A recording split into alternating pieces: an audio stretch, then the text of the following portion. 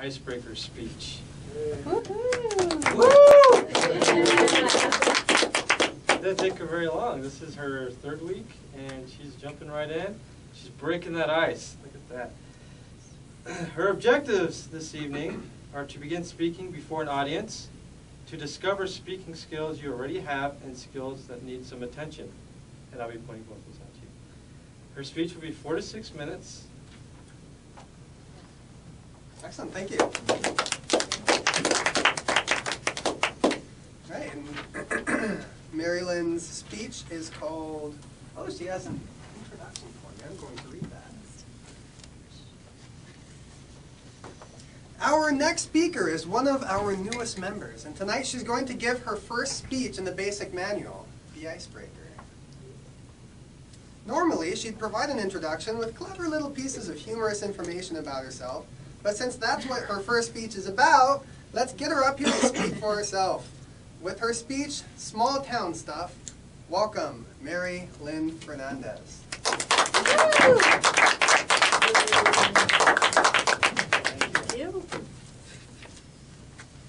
Thank you, Toastmaster and members. Growing up in a small town had its advantages, and yet I didn't know what they were for several years. And now I can recognize how it influenced me to be who I am today. I learned to be curious, adventurous. It sparked my interest to travel and my desire to connect and learn about people. Canisteo, New York was the name of the town.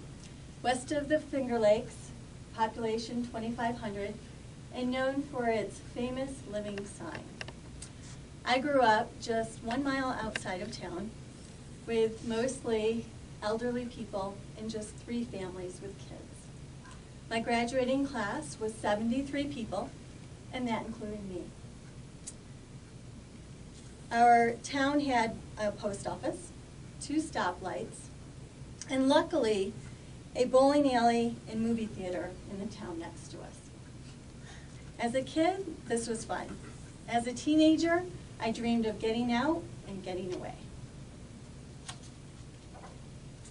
When I was young, I watched lots of TV and looked at lots of magazines and watched the people around me. I was very curious about the people and places that were different than I was. Canisteo was predominantly white and the surrounding areas. There was no diversity. We had 1 black family and 1 Asian family. And I also grew up with a father that didn't allow me to watch TV shows such as The Jeffersons in Different Strokes, if you were of that age to remember those, because they had black people on them. And so, of course, that just made me want to do it more. And whenever we had exchange students in school, I instantly made friends with them. We had visiting students from Panama, Germany, Spain, and the Bronx, which at that time I thought was a foreign country. They were different from everyone else, and I was excited to have them there and to learn from them. Anyone from the outside world drove my curiosity to learn what was out there. My parents didn't travel much. They never went outside of the country and hardly ever left the state. However, I had an aunt who was a teacher, and every summer she would take a group of students to another country for a month. And every summer I would wait for her to return to look at her pictures and to hear all the stories. I had another aunt that lived all around the world, so I always heard about her adventures also. And I do recall my grandmother going to Ireland in the 70s. So I aspired to be like them. All of these stories and pictures sparked my interest to travel and to experience life outside of all of this small town stuff. In 7th grade, it was my first time on an airplane. We traveled to Colorado to visit family here. In 10th grade, I went to New York City which was a huge dream of mine. And in 12th grade, I was able to go to Mexico on an educational experience trip, my first time out of the country. The travel bug had begun.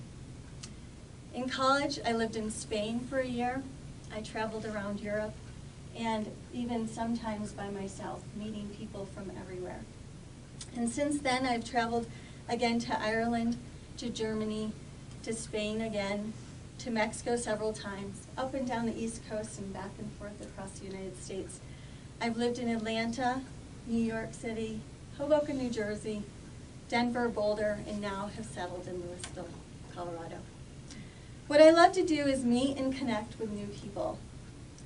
I believe this started when I was 4 years old. I would go visit my neighbors, and they loved my company, and I loved bringing a smile to their face. In all the places I've traveled, I have found joy in connecting with people.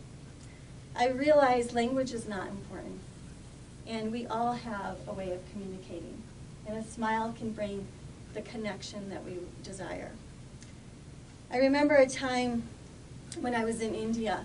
I had woken up early and went out by the river, and a guard by the river came up to me and offered me a chai. Together we sat there and had a conversation about marriage and family. And although I didn't know his language and he didn't know mine, we still were able to connect. And it's moments like these that bring me true joy.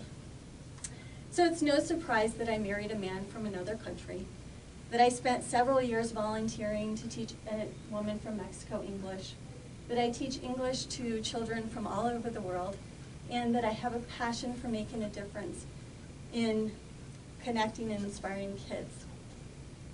With all these experiences moving, I've yearned for a home, somewhere to come back to.